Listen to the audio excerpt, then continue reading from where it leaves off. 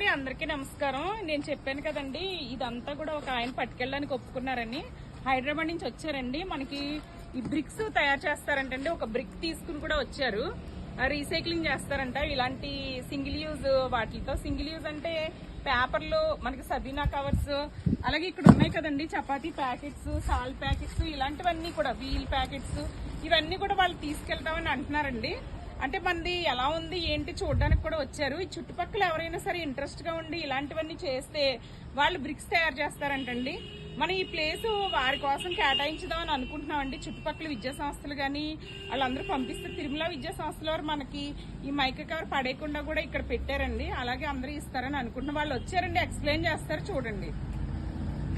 నమస్కారం అండి, నా పేరు సాయి కిరణ్. మాది రీసైకిల్ ఎకో సొల్యూషన్స్. మేము ప్లాస్టిక్ వేస్ట్ నుంచి ప్లాస్టిక్ పేమెంట్ టైల్స్ బ్రిక్స్ తయారు చేస్తాము.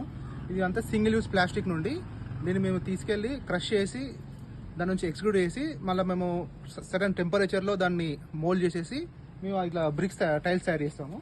ఇది ఒక టైల్ వచ్చేసి మనకు 70 to 80 tons కంప్రెస్ టెస్ట్ అన్ని మనకు అప్రూవ్డ్ ఉన్నాయి. సో ఇది ఏంటంటే దీనికి లైఫ్ ఎక్కువ, దీనికి డ్యామేజ్ అనేది ఏమి ఉండదు. ఇన్ కేస్ ఫ్యూచర్లో డ్యామేజ్ అయినా కూడా we'll buy back and we'll replace them.